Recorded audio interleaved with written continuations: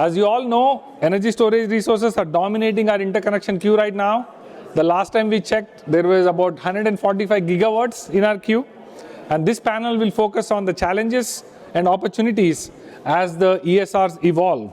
So I would like to welcome to the stage Kenneth Ragsdale, who is the Principal of Market Design and Analysis at ERCOT. We have Erik, who is the Technical Executive and Program Manager at EPRI. We have Jason Houck, who is the Senior Manager of Policy and Strategy at Form Energy. And we have Daniel Johnson, who is the Market Design Sector Manager at California ISO. Kenneth, it's all yours. Okay, thank you, Venkat. And thank you, Erik, Jason, and Danny for preparing the slides, traveling to Austin, and participating in the panel. And thank you, Charlotte, for putting the slides together for us. And welcome back from the refueling outage. We're going to try to step through some slides in a fairly quick way and then get to some questions. I'm going to try to do mine fairly quickly just to give you some background. But we've got some really good experts here who can talk through all kinds of different topics. But the first thing I wanted to do was, why is energy storage one of the 6 items on the agenda today? And I think really it's what we've seen here recently and really the potential that it has in the future. And it's awesome in a lot of ways. It has this pesky little limited duration issue, but it really is a game changer. We see it coming in a lot of different ways. So that's what we need to talk through, and important things like reliability, prices, things like that.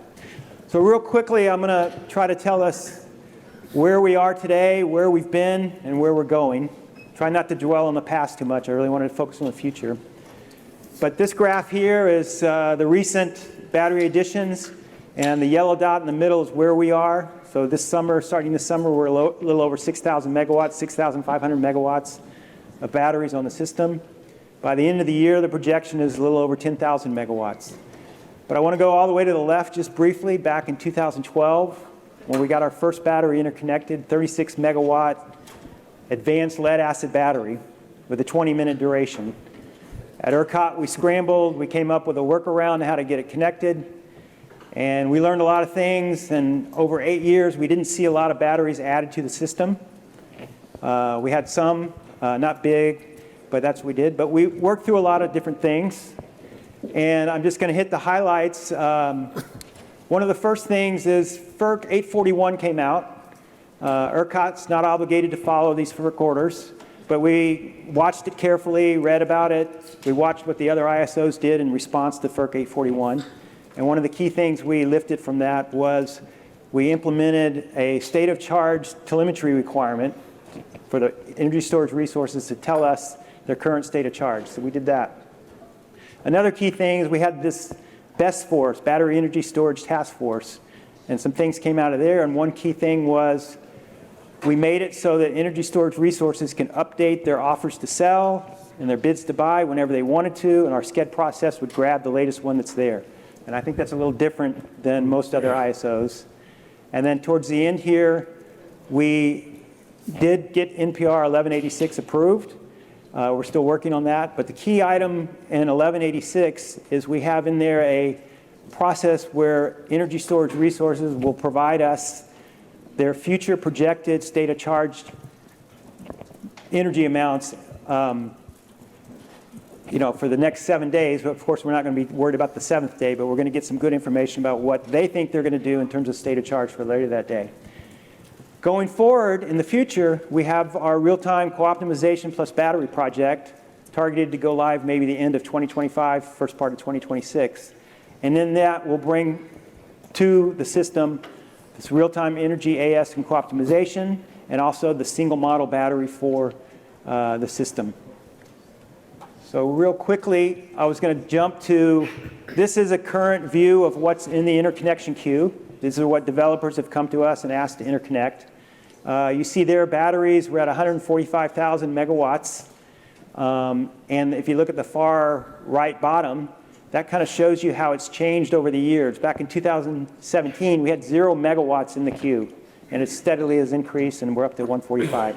So again, not all of this is necessarily going to be built. This is what has come to us through the developers requesting. And we still got plenty of wind and solar in the queue on top of the wind and solar that we have now.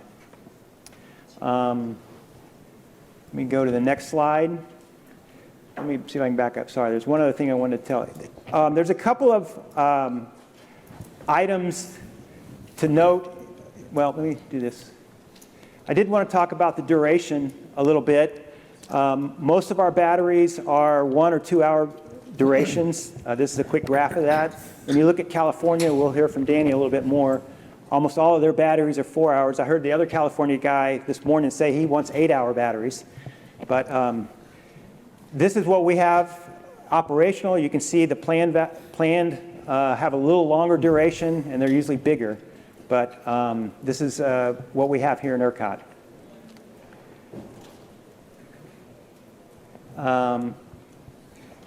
This is just one quick little picture of May 8th. I heard somebody mention May 8th, key day almost 2 weeks ago.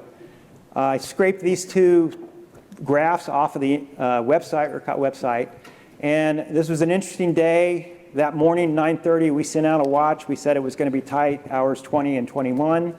And you can see in the bottom graph, which is our load forecast, we were pretty good with the load forecast, day ahead, real time, and actually what currently happened.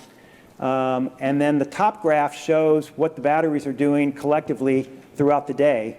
And this day is when they pushed more than 3,000 megawatts at the very key time when we were the tightest. It wasn't hour 17 when we had our peak gross load. It was when we were the tightest and we had the highest prices.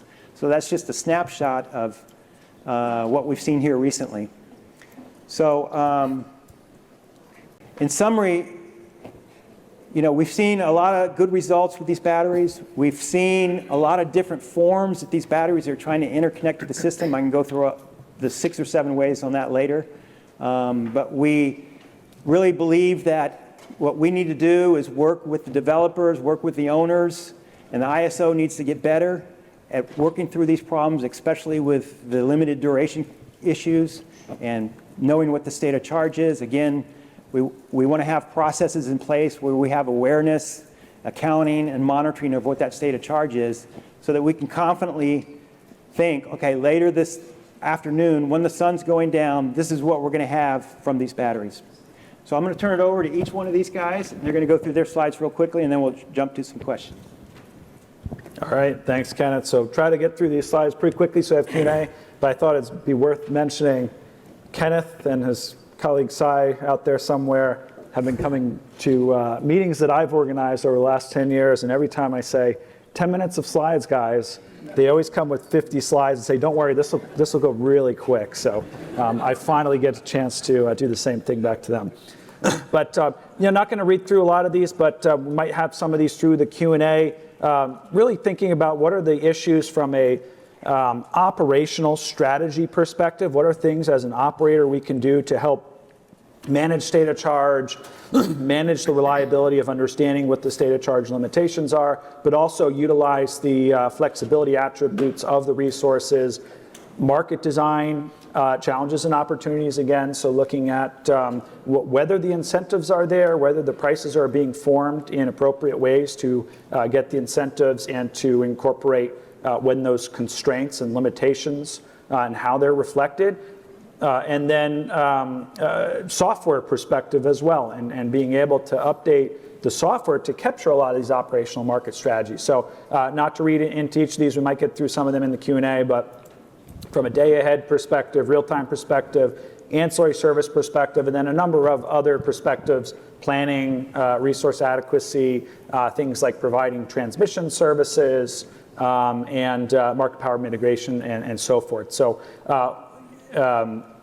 so one of the things I think I did want to touch on here was just what does it mean to manage state of charge? Because when the FERC Order 841 came out, there was a lot of confusion because in some ways it was saying, hey, the ISOs, you need to manage, you need to essentially let the storage resources manage their state of charge, but you also have to do these other things, which to many folks, including ourselves, said you also have to manage the state of charge yourself.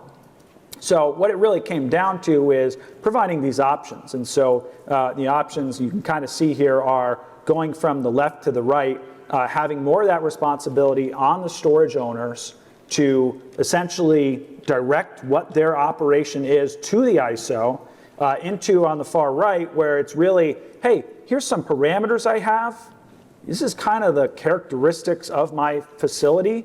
Can you basically figure out what the optimal operation is for me as part of the software that we use? And so there's options in between. What we've really seen is as you go to the right, the economic efficiency benefits do increase, at least in theory. However, it adds more complexity. It adds more some challenges from the software, from settlements issues, and so forth. But as you go to the left, you have more of that control for the facility, which can be a good thing from a market perspective. And so, reliability versus market, and all this is really showing is there's a lot of different options out there for how you manage state of charge, and there's not necessarily a one-fits-all, and sometimes having multiple options so that the facilities may be able to choose, as long as it's not negatively impacting reliability, is a good thing to do. So the other question then that we may get into is just this fact of, hey, what do I do when I've made a decision and then I know that, hey, maybe that decision's wrong? How do I know when that decision's wrong? So we kind of have this dilemma where we have markets, day ahead time frame, looking over 24 hours. It's a lot of data. We can optimize, find the best hours to discharge, best hours to charge. But then in real time, we know that data was wrong. There's errors associated with that, but how wrong was it, and when do we want to correct it? So it's kind of this question of lots of data, but bad data versus a little bit of data, but good data. And how do you manage that? So the last one that I wanted to, they took out my Who Wants to Be a Millionaire graphic, which is fine. How many here know Who Wants to Be a Millionaire? The way that game worked was, you sort of keep going up the pyramid. A lot of game shows all do the same thing. And once you get to a certain point, you've made this amount of money, and they ask you, when you're up to the next question, would you like to keep going further, or would you like to stay with what you had? And and they make that decision. Usually they think, oh, I'm pretty confident. I think I'm doing really well. I can get these answers right. Or they may think, well, hey, that's a lot of money. If I go forward and I lose it all. Think of that whole game now. But let's then say that the next typically they double in price as you go to the next question. Let's say that you had $900, and then the next step was $1,000. And let's also say that you're not the one answering the question. You have a random individual that's going to answer that question. Would you keep with the $900, or would you go for that $1,000? And that's kind of the issue with price formation and storage resources, and how we understand what this complication is of letting the market sort of do its thing and lead to what the decisions that could be reliable and efficient versus maybe there's some type of product, some additional incentive to really get at what there is that's needed on the system. So that's kind of what I really wanted to touch with that. So with that, I'll I think head to the next talk. Headed to Jason, yeah. And I did want to congratulate that we took off Do You Want to Be a Millionaire? We put a chess game there. I thought that was better than checkers, so. That's wrong game, but it still works. Okay, go ahead, Jason. Yeah. Hi, everyone. I'm going to introduce you to Form Energy and the new class of multi-day energy storage that we are bringing to market. We are a technology innovation company, a manufacturer based in the US. The first product we're developing is a 100-hour duration iron-air battery. When we say 100 hours of duration, that means the product we're designing is built to discharge at rated capacity for 100 hours. And really what we're doing is bringing a new kind of reliability asset to the grid today. So why 100 hours? We began really trying to model and understand the grid. What do we need to enable a reliable grid that is affordable under realistic weather conditions that are likely to happen, including extremes. And that's what led us to the conclusion that to really solve that problem, the world needs energy storage that's roughly 10 times cheaper, 10 times longer in duration than what lithium-ion is going to be able to deliver in the future. So really, this is a complementary resource to other kinds of shorter duration energy storage in the market today. Its key advantage is really cost. We can deliver energy storage.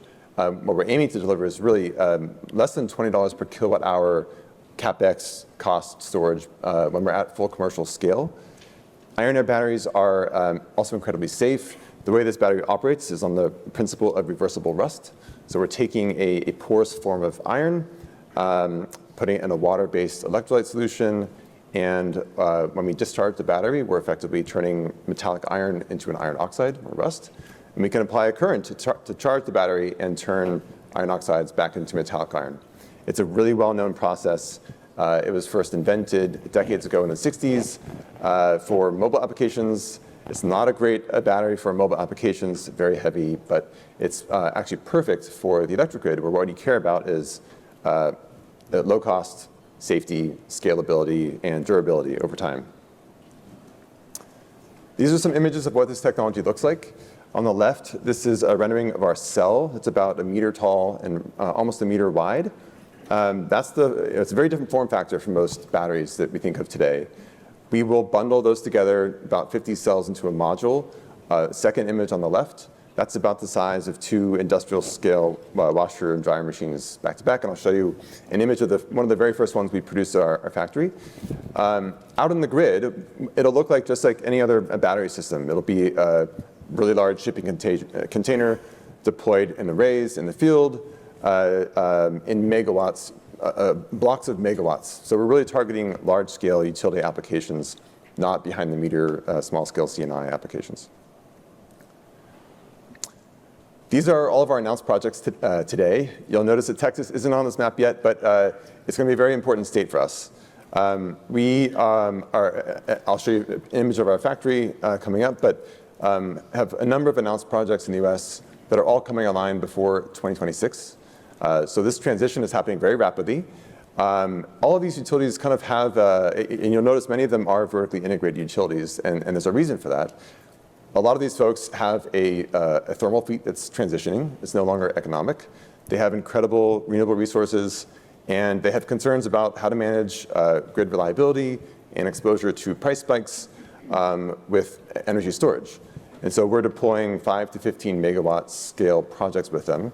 So that's 500 megawatt hours to 1.5 gigawatt hours of capacity in each of these projects to really demonstrate the potential to support their needs in the long term, and hopefully leading to much larger projects shortly thereafter. So I mentioned Texas. Texas is, from a fundamental standpoint, really interesting to us, and is probably going to be one of the first places where we deploy a battery. Very likely when we start our manufacturing operations this year, Texas will be the first place where we deploy our own pilot system to really put the system through its hoops and prove that it works as planned before we deploy to other utility partners across the country. And we're looking at other larger scale projects in Texas too. Looks like we took out the image of the factory, but I'll just say the factory, we're building it in West Virginia. Last year this time we broke ground, dirt field, on what was once one of the largest steel mills in the country. Now the factory is basically fully enclosed. We are landing and commissioning manufacturing equipment, and we've started producing some early scale modules to really quickly ramp up towards manufacturing production. I think I'll end with this. This is a state of charge plot for our battery system. So if there's a lot of conversation already about how to manage state of charge for a battery. This is a very different state of charge plot from a lithium-ion battery, a 4-hour battery, where this would just look like a vertical, jagged line. Every day, a battery is fully discharging and fully charging once, sometimes more than once in a day. Our systems are more like a massive pumped hydro reservoir in terms of how they behave. So this is an annual state of charge.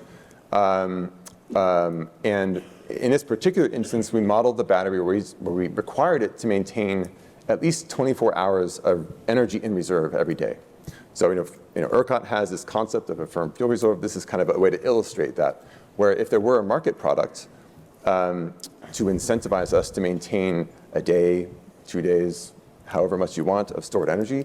That's something we could do. And we could also maintain a huge amount of additional capacity to help meet grid needs every single day. So our battery system is charging and discharging every day as the sun rises, as there's wind variability, as demand fluctuates. But it can also seasonally shift renewables. So you have tons of wind in West Texas, you're trying to bring into urban areas. Oftentimes, lots of curtailment during periods of low net demand. And so you can shift renewables across the year and come into periods of scarcity, the summer or the winter time, fully charged, so that you can discharge for several days at a time if needed during an extended period of reliability risk. So when we talk about a reliability asset, this is the kind of new kind of functionality that we're trying to bring to grid operators.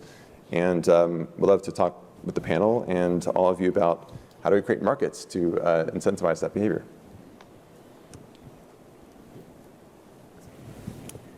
Thanks, Jason. So I'm here representing the California ISO today, which is one of the 2 market operators in the United States who's experienced real significant penetration of storage resources. And ideally, I'm going to share some of the processes and techniques we've used to allow these to both increase reliability and market efficiency for us. When I say that we're one of those 2 market operators, this is what I mean. Right now, as I speak today, we have about 8,900 megawatts of installed capacity. We're expecting up to 10,000 megawatts by early to mid-summer. And this is just the start. Our next interconnection queue alone shows 115 gigawatts of simultaneously dischargeable storage capacity. We have a 52,000 megawatt system. To the extent even 10 or 20% of that gets built, that is a huge shift in the resource mix that we'll have, and probably the way that we're going to have to operate our markets. I want to note on this slide, it was noted earlier by Kenneth, these are primarily 4-hour lithium-ion batteries right now. There's really 2 drivers of this. On the regulatory side, our largest regulator for capacity contracting purposes requires 4 hours of continuous discharge. We may have landed somewhere close to there anyway. California has incredibly strong diurnal production and consumption cycles with our solar resources. It's really sunny for most of the year at really predictable times. What that means from a grid operator perspective is you're going to have a lot of sun starting in the morning, ending in the evening. You have a small load pull in the morning, and then you don't have a lot of load late morning, mid-afternoon. You have a ton of load going into the evening, and then, as was highlighted earlier again by Kenneth, our most challenging operating conditions are actually what we call net load peak. This would be after the sun goes down, all of the solar production has fallen off, both grid scale and behind the meter, but the load hasn't fallen off as quickly. People are still using their appliances.